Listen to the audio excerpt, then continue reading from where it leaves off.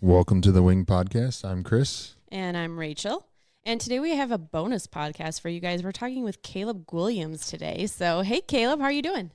I am doing awesome. Thank you so much for having me on your show. Yeah, of course. Of course. We're really excited that you could be here, like literally last second. So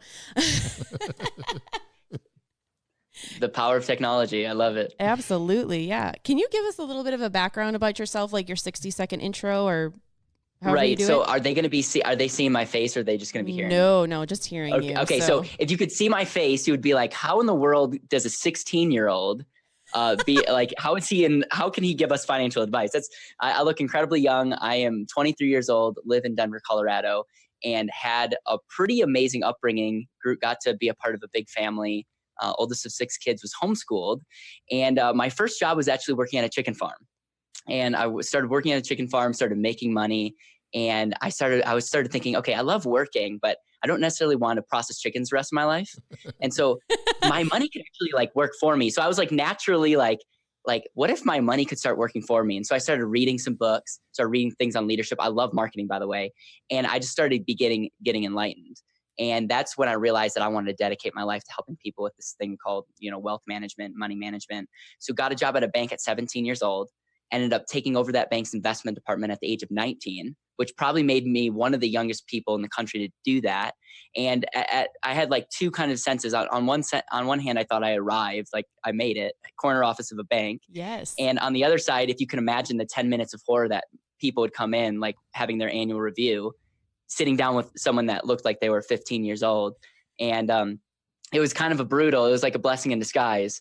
But that I went on a really an amazing 2-year, 3-year journey of truly dedicating my life and becoming obsessive about learning from the best people. And, the best blessing in disguise is I didn't have any direct mentor helping me at young age. So that made me go out and find really great mentors.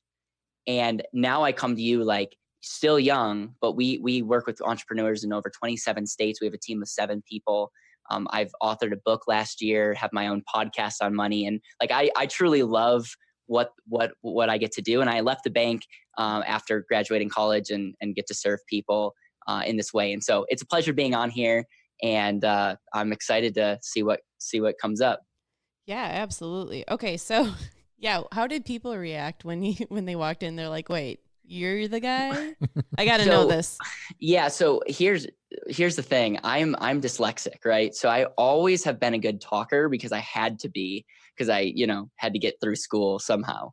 So whenever they would talk to me over the phone, they would always assume that I'm like older, right? Because I sort of knew what I was talking about. But when they would see me in person, I would look like way younger than I really am. Sure. And so it's just one of those things where it would be like the 10 minutes of just an uncomfortable, like horror. Like I don't even want to go down the, like what they're thinking in their head. But then when I start talking and asking them questions, I'm big into Simon Sinek, start with why. And when they start hearing like that I'm not just going to sell them something that I don't understand, that I'm going to listen and then be their advocate and actually help them get results. We didn't lose anyone through that transition. And it's typical to lose a percentage of up to 10% whenever you transition advisors, because the advisor goes somewhere else. And Yep. We didn't lose anyone because I was very intentional with making people feel understood. And again, huge blessing in disguise. I wouldn't be talking to you if it wasn't for that. So yeah, that's kind of what went behind that. Okay, very cool. So how did you get from like your job at the bank then to Colorado and doing what you do now? Like, what did that transition look like? So I made a mission statement for myself at the age of 18. And that mission statement simply read, to help people see and reach their highest potential. Like, I exist. What gets me super, super pumped is when I get to help people like literally live their God-given potential. And so being at the bank, it was great because I had it made, but the reality is I was learning so many things about money, and I didn't want to just wait for someone to come to me. And so leaving the bank was really based on this idea of like, if I want to have this impact and help as many people reach their highest potential, I have to do something different. The reason I'm in Denver, Colorado is we just, as a company, I do a lot of speaking around the country, and the airport in Denver is a little bit better than and the weather. I love Wisconsin, but I'm not a huge fan of the winters. And so Denver was just the city that I picked. It may not be permanent, but I sure love the city. and we can get to a direct flight from anywhere. And people take you maybe a little bit more seriously when you're from Denver, Colorado than Stevens Point. I don't know, but that's kind of where we're at. Hey, the Denver airport is amazing, if I could just say that. So I think it's the best airport in the country, but I may be a biased. No. Yeah, I really like the Denver airport. I got to be honest. So I'm fine with traveling to the different terminals to get like Chick-fil-A versus Starbucks and stuff. So I'm fine with that. Chick-fil-A is Terminal 3, unless yes, it is. Anyone's wondering. I have been that guy that has gotten to the airport a little bit early just so I can hit Chick-fil-A to get back. Yeah. Yeah. Hey, there's no shame in that. That is fine. Okay. Very cool. Chris, do you want to start with some questions, or I see you writing a lot, or do you want me to start? I'm taking notes here. Oh, okay. Like you said, this is a pop-up where you just talked, you shot some emails back and forth Yeah, a not couple a days problem. ago, and we're like, hey, we need to get this guy on here. Yeah, absolutely. Okay, so Caleb, when it comes to like finances, is there something that you would suggest like for someone to start? Like, where should they start? Yeah, I mean, that's a really good question. We have like a 4-step process when we sit down with entrepreneurs, and it just this applies to anyone, but I'll kind of like tailor it to the entrepreneur because I know that's who your listeners are. Yeah. And it's essentially the first step is getting clarity on what you want. Okay. I don't, and this sounds so obvious, but so many people have no clue what they actually want. Like we have seen Alice in Wonderland. She gets to the fork in the road, and the cat's like, "Where do you want to go?" And she's like, "I don't know." So many people are like that, and what he says after is, "Any road will get you there." So the reality is this: most people want to talk about tactics and strategies, but they don't actually have clarity on what they actually want and what results look like in their life. The second thing that I would say, once you get clarity on that, is optimize your efficiency.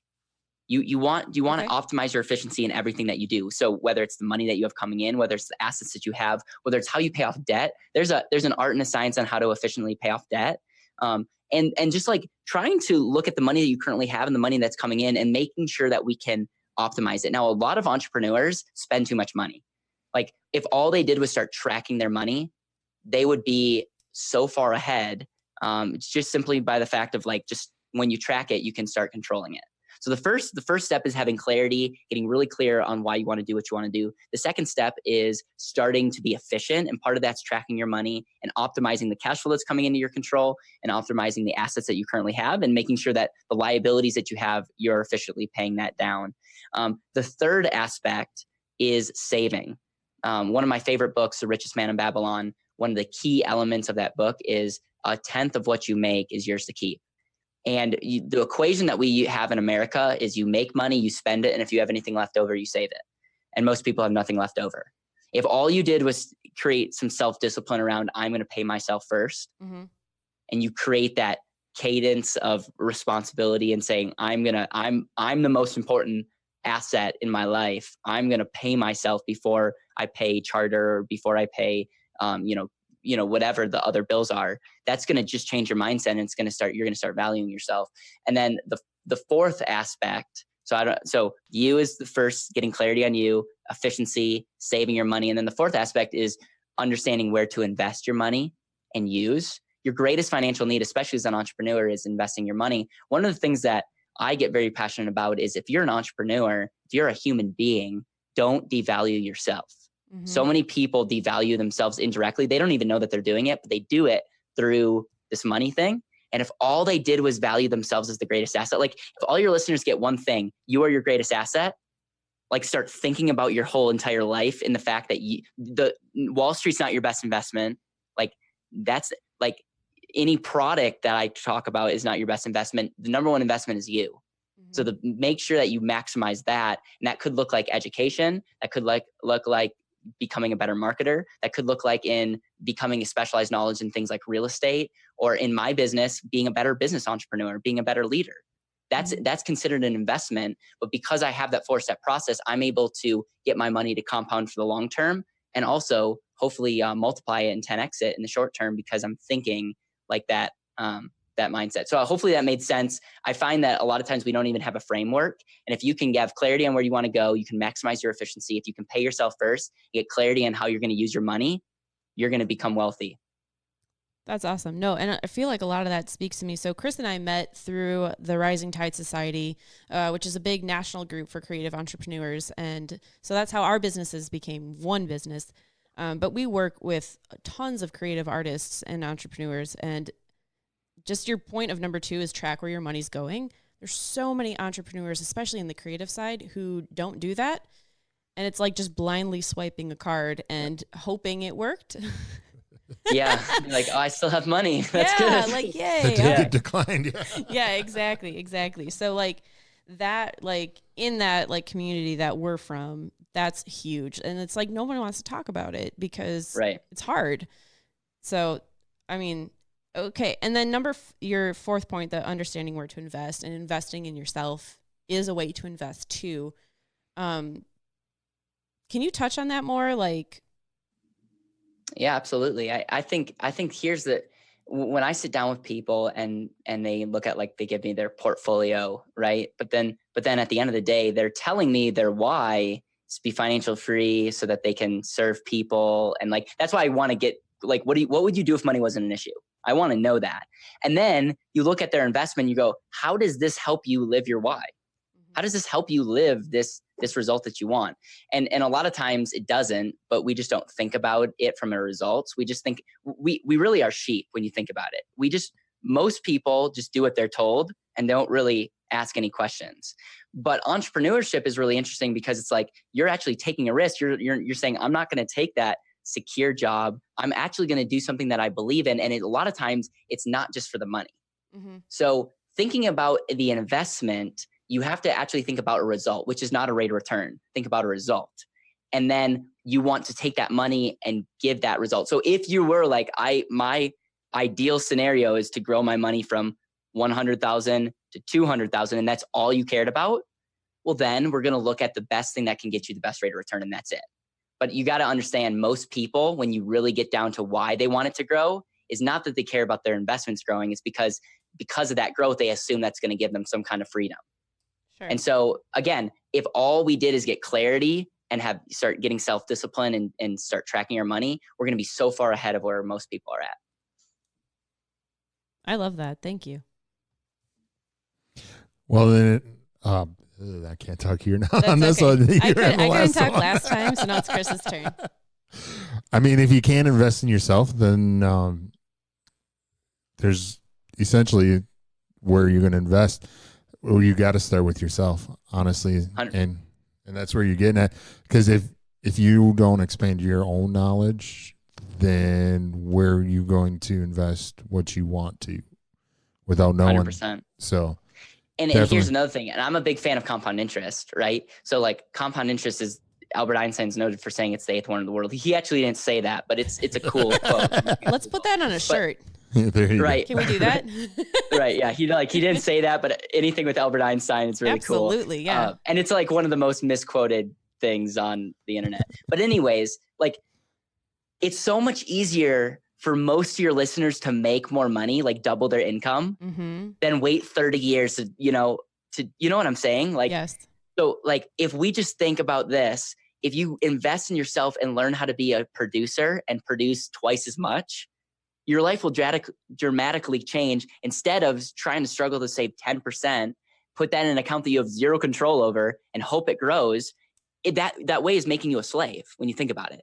Like, you're not bettering yourself. You're hoping, but you're giving up total control in the process. That's my biggest problem with what most people are doing, Mm-hmm. is they have zero control over the money in their life. And as a result, it just makes them live life on someone else's terms, not theirs. Mm-hmm. Okay. So as an entrepreneur, then where do I invest? Like, other than like in myself and educating myself, but like, where do I put my money that I want to grow, or how do I start? Yeah, good. I mean, that's a good question. So it's impossible to answer that for everyone. Sure. I wrote a book called The And Asset, The Secret Way to Save and Use Your Money at the Same Time. And essentially what I discovered in The And Asset is, if you have money that you can save, I walk people through why I believe that special type of a life insurance contract is the best place to save your money, simply because it gives your dollars the ability to grow the rest of your life, but you can also use that money in the present to invest in the things that you care about. Now, the disclaimer is, it's not the greatest place to put your money if you're just starting off.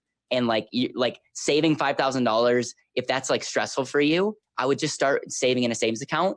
But one thing that you could do is you could set up a separate savings account and be like, this, I'm thinking about this as an investment. The only way I'm touching this money is if I can justify to someone else, not you, because we're emotional beings, someone else, that I will get a greater rate of return, or this will help me with the result that I want to accomplish. If and when you can save more than $5,000 a year, go read my book. And that will be I literally lay out where I believe people should be saving their money because of 30, 40, 50, 60 years of compound growth, and the control that you'll have immediately by setting up an account. But the trade-off is it's not necessarily for everyone. You definitely want to be able to save $5,000 minimum in these accounts. So those are the two areas that I would start. And then I'm not saying that the stock market's bad. I'm not saying Roth IRAs are bad. I'm just saying understand why you're doing that. And a lot of times people don't have a great answer for that. Oh, no, I don't think people have any answer. It's just like, this is what my boss told me to do, and they handed me the paperwork, and now this is where my money's going. So can I give an example of why I think some people need to, like, people don't know this in a 401k, is a lot of times in a 401k, you get a match, which is great. And everything is a little bit different. But a lot of times you have zero control over that money. Like, it will go up and it will go down. And one of the questions that I ask is taxes going to go up or going to go down? If you look at where our country's at, there's a good chance that taxes are going to go up in the future. And everyone's money in a 401k or an IRA is at risk to that. Okay. But then you also, there was a client that came to us that read my book and was like, I want to do this. And they could not touch that money in their 401k. They had to wait till either they left their job or they retired. And that's when it really sunk in. I always knew that these accounts weren't super good, but like they have all this money, but they can't use it. And it's and it's one of those things where they wanted to be more entrepreneurial, but they physically cannot use that money while he's still employed. And I took a step back and I said, what's the value of controlling your like money in your life? We all talk about rate of return, but I would love your audience to say, how much control do I have over my financial future? And if all I did was control money better, what's the value of that in my life? It has less to do with where to invest and more to do with becoming more in control of how you spend your money, where your money's going, and how you think about it. That's awesome. Like, seriously, you're really making me think here. I totally love it. So my husband just did like a complete 180 and switched jobs from what he was doing. And so now we have this like 401k that's sitting there staring at us. And I'm like, but why? Like, okay, so now if we put it somewhere else, we still can't touch it. Well, like, we can talk offline. Here's the thing with the 401k. Well, let me read the book 401k, first. Now that you left the job, you can roll that into an IRA. Oh yeah, for sure. But you're still, if you touch it, you have penalties and taxes. And I'm not going to give any financial advice over on this podcast, but there's strategies. But at the end of the day, yeah, it's very limited. Oh yeah, for sure. No, but you're making my wheels turn. So I love it. Very cool. So is there I mean, obviously you've probably read a bunch of books or have done like courses or something to get to where you're at. Is there like a book or a podcast or a radio show other than all the amazing things that you do that you would recommend or other something? Than my podcast and my book? Yeah. Seriously. Yeah. I would say this. I would say if your audience read The Richest Man in Babylon, okay, it's a small little book, and if they actually read it, it would change their life.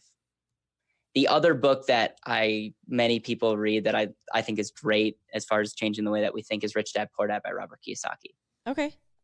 And have you guys read either of those books? No.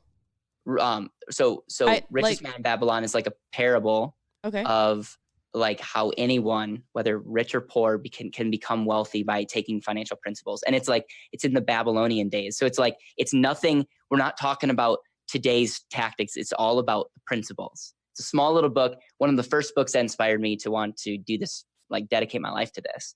And then the second book by Robert Kiyosaki, Rich Dad Poor Dad, gets you out of the mindset of employment and working for money, and instead looks at like how to invest your money in assets. And how I consider what I define an asset is anything that puts money back in your pocket. So Rich Dad Poor Dad, he talks about his poor dad was high income earning, but was a slave to the system.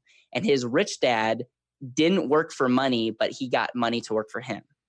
And instead of buying liabilities, what most of America does, they buy things that actually take money out of their pocket. An example could be like a beach house, right? You buy it, but then it's like you keep having to sink money in it just to have it, versus buying a rental property. You buy it and hopefully you have money coming in. They're both real estate. One's an asset, one's a liability. Your business could be an asset. It could also be a liability. Like, and that's, if you can start thinking about what can I invest in, that's ultimately what we do. And what we help people with is, where can you put your money that can actually put more money back in your pocket? That's why I'm such a huge fan of investing in yourself, because I think the greatest rate of return is understanding yourself, your mindset, and your business. And then I'm a huge fan of marketing. And trust me, they didn't pay me to say any of this, but like, marketing is beautiful because you can put $1 into something and generate 10x revenue and opportunity. But then also by being known, you also don't know the value of someone hearing this podcast 5 years from now. Exactly. Like, you know what I'm saying? So it's just, again, those are the kind of things I think about, but those are the 2 books I would recommend. That's awesome. I keep hearing you say 10x. You sound like Grant Cardone here. I just, Dan Sullivan at Strategic Coach is another coach. And he talks about this idea of 10xing, and you can't work 10 times harder, but it changes the way that you think. Grant Cardone is that, I mean, he's definitely coined that phrase as well. So maybe I'll say 11x. Yes. There you go. We'll coin a new phrase for you. Perfect. We'll put that on the next t-shirt with Albert Einstein. That's right. Yeah. Cool. Yeah. And I think like, so before Chris and I started our company together, I did photography from like weddings to portraits to real estate and stuff. And I still do a little bit of real estate, but now I have people to do that for me. But changing my mindset from being an employee of my business to being the CEO of my business was huge in growing my business. Like, I can't, like... What was the biggest mindset shift? Oof. Okay, I'm going to get a little vulnerable here. Like, when I started, I was like, oh, hey, like, if I could make $20 an hour, this was back in 2007. I was like, if I could make $20 an hour, I'd be really happy as an entrepreneur. Like, that's my goal. And it took me probably like 5 years ago to realize that's dumb. I'm not an employee. I'm the owner. And I'm the CEO of the company. And to start treating myself as the CEO, I don't want to make like $20 an hour. I want to make, I don't know, $100,000 a year. And that's feasible. And that's something I could actually do. And why not? Like, Why did I get into business to make as much as somebody working at McDonald's?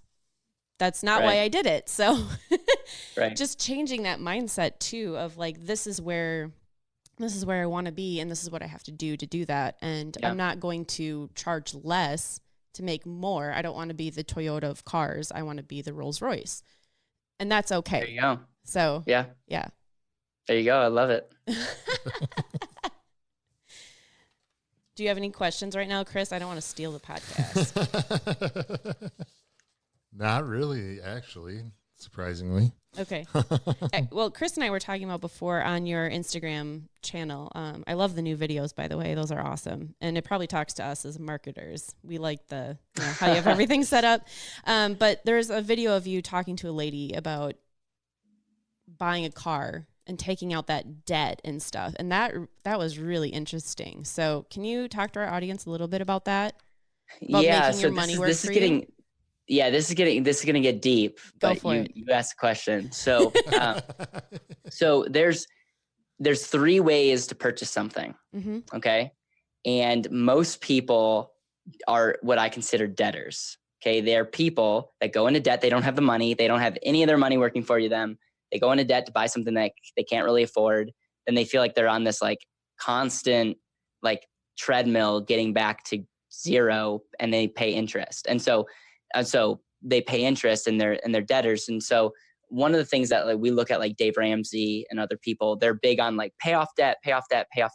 And I don't disagree with that. I just think that's a half truth, because what if you save that money and saved it in a savings account and then paid cash for the car, or saved your money in the savings account and paid cash for college, or saved your money in the savings account? There's a problem with that too. The problem is every time you spend money for that car, you don't just like lose that money. You lose what that money could have earned you the rest of your life. For example, my $10,000 Ford Fusion that I bought when I was 17 years old, 16 years old, like if I paid cash for it, awesome, didn't pay any interest. But that $10,000 is no longer ever going to grow for me ever again. That Ford Fusion decision probably cost me $60, $70, $80,000 over my lifetime at just maybe a 4% interest rate. And so the problem is we're only given two scenarios and we lose either way. You either pay interest or you lose interest. Did that make sense? Yes, it does. Yep. So what I teach people and why I'm so passionate about this book and what we do as a company is we show them how to save their money in a place that literally will grow to the day that you die. So you put that $10,000 in, it will grow to 60, 70, 80, maybe $130,000 in the future. But it also allows you to collateralize or borrow against that savings to buy that car. Now, in the present, someone with cash would say, why would you do that? Like, I could take that money and get it cheaper. Like, it would be cheaper for me to buy that car. And they're right today. Mm-hmm. But every year, there's this thing called opportunity cost. Mm-hmm. Every year, that decision gets more costly. And so what we do is just like, okay, what if we could take $1, have that dollar compound the rest of your life, and don't punish yourself. Don't devalue your dollar by using your money, even though that's a great, like, use your money as much as possible, right? Mm-hmm. But don't devalue the dollar.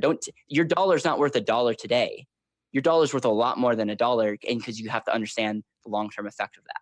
So one of the things that I would say I'm well known in the financial world, because there are a lot of things out there, is teaching people a better way to save and use your money at the same time. That's why my book literally says the secret way to save and use your money at the same time. It's a little bit clickbaity, but it's actually true. If you actually understand what you can do, it will change your life. I love that. I totally love that. Yeah, and I think we've just been conditioned, like, to do generally what people tell us to do. And, you know, as entrepreneurs, we're like, no, we're going to fight the system. But then when it comes to finances, we're like, wait, what does my bank recommend? I'll just do that. Yeah. Yeah. 100%. That's awesome. Cool. Do you have another question, Chris? No, you're just sitting here. Chris has got like pages of notes now. This is amazing. Probably it's like, oh my goodness, I want nothing to do with money. No. So Caleb, we did talk a little bit before. You said that you would possibly send us a couple books for our listeners. How can people get in touch with you, or like, where's the best way to like find your book? Is it through your website or? Yeah. So if you want to overspend on money, yes, you can go to Amazon. Okay. Buy my book. Actually, you could get the Kindle version for cheap. But if you want a physical copy of my book, you can go to asset, ASSET.com, asset.com. I'm sure it'll be in the show notes. And I'm doing just pay for the cost of getting you the book. I literally will send it to you and give it to you for free. So that's the best way that they can get the book. And then the best way to stay connected is I trying to be, I'm young and terrible on social media, but I'm trying to get better on Instagram, Facebook, and you can just reach out at my first and last name. And our website is betterwealthsolutions.com. And if there's anything that I can personally do for you guys or your audience, know that I would do it in a heartbeat.